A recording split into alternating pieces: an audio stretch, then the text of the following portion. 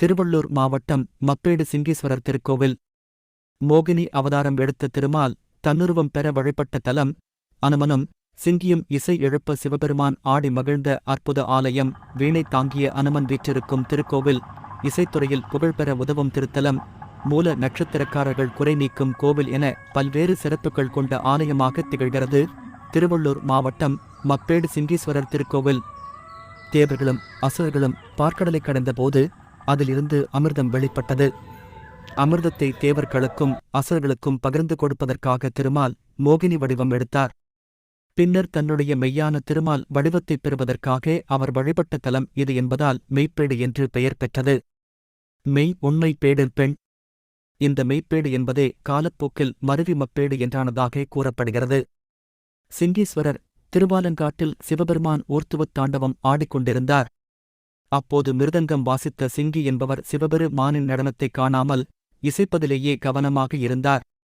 எம்பெருமானார் நடனத்தைக் காண முடியவில்லையே என்று எண்ணி வருந்தியபோது அன்றிரவு அவர் கனவில் தோன்றிய இறைவன், மெய்ப்பேடு திருத்தலத்தில் உள்ள சிவலிங்கத்தை வழிபட்டால் மீண்டும் எனது காட்சியைக் காணலாம் என்றார்.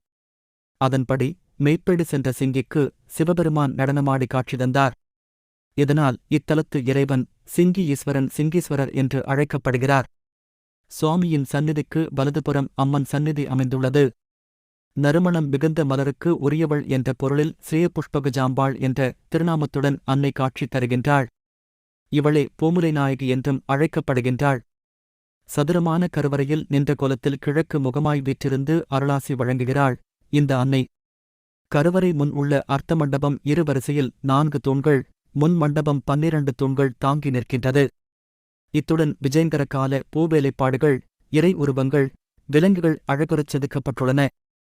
ஆலய அமைப்பு தென்கிழக்கு நோக்கிய 5 நிலை ராஜகோபுரம் 7 கலசங்களைத் தாங்கி கம்பீரமாக நின்று கொண்டிருக்கிறது. ராஜகோபுரம் முழுவதுமே கலை நயமிக்க சுதைச் சிற்பங்களைக் கொண்டு கண்ணுக்கும் கருத்துக்கும் விருந்தாகின்றன. ஆலயமானது கருவறை, அர்த்த மண்டபம், மகா மண்டபம் ஆகியவற்றை உள்ளடக்கி அமைந்துள்ளது. மகா மண்டபத்தின் முன்பாக செவ்வக வடிவ முன்மண்டபம் அமைந்துள்ளது. தென்புற நுழைவு வாசலில் நடராஜர் சபை இருக்கிறது. அர்த்த மண்டபபுரச் சுவரில் தெற்கே விநாயகர், வடக்கே துர்க்கை ஆகியோரது திருமேனிகள் உள்ளன. கருவறையைச் சுற்றி தட்சிணாமூர்த்தி, திருமால், பிரம்மா, அதன் அருகே சண்டிகேஸ்வரர் ஆகியோர் வீற்றிருந்து அருள்பாலிக்கின்றனர். ஆலயச் சுற்றில் இடம்புரி விநாயகர், வள்ளி, தேவானை சமேத முருகப்பெருமான், தீயதேவி, பூதேவியுடன் கூடிய ஆதிகேசவப் பெருமாள், விரபாலீஸ்வரர், வீணை ஆஞ்சநேயர், காலபைரவர், சூரியன் ஆகியோர் சந்நிதிகள் அமைந்துள்ளன. இந்த ஆலயத்தின் தலமரமாக இலந்தை மரமும் தலதீர்த்தமாக வெண்தாமரை குளமும் உள்ளன. இந்தக் கோவிலில் சிவாலயங்களில் நடைபெறும் அனைத்து விசேஷங்களும் சிறப்பாக நடத்தப்படுகின்றன.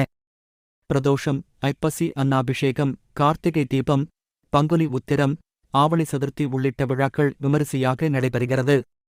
இந்த ஆலயம் தினமும் காலை 6 மணி முதல் 9 மணி வரையிலும், மாலை 5:30 மணி முதல் இரவு 7 மணி வரையிலும் பக்தர்கள் தரிசனம் செய்வதற்காக திறந்து வைக்கப்பட்டிருக்கும். ஆலயத்தில் உள்ள நந்தி மண்டபத்தின் முன்பாக நவம்பர் வியாகரணக்கல் என்னும் சிறிய கருங்கல் ஒன்று காணப்படுகிறது. தீராத மூட்டு வலி உள்ளவர்கள் மருத்துவம் பார்ப்பதோடு நில்லாமல் இந்தக் கல்லின் மீது நம்பிக்கையோடு ஏறி நின்று நந்தியையும் இறைவனையும் மனமுருகி வேண்டிக் கொண்டால் வலியின் தாக்கம் படிப்படியாக குறையும் என்கிறார்கள்.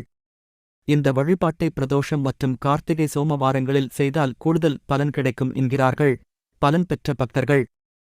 வீணை ஆஞ்சநேயர், சிவபெருமான் திருநடனம் புரிந்த இந்த ஆலயத்தில் ஈசனின் நடனத்திற்கு ஆஞ்சநேயர் வீணை இசைத்ததாக கூறப்படுகிறது. ஆஞ்சநேயர் விரபாலீஸ்வரர் சந்நிதியின் எதிரில் நின்று வீணையை இசைத்து சிவபெருமானின் அருளைப் பெற்றதாக தல புராணம் தெரிவிக்கிறது. ஆஞ்சநேயர் மூல நட்சத்திரத்தில் பிறந்தவர். அதேபோல் வீணையை கையில் ஏந்தியிருக்கும் கலைமகளான சரஸ்வதி தேவியும் மூல நட்சத்திரத்தில் தோன்றியவர்.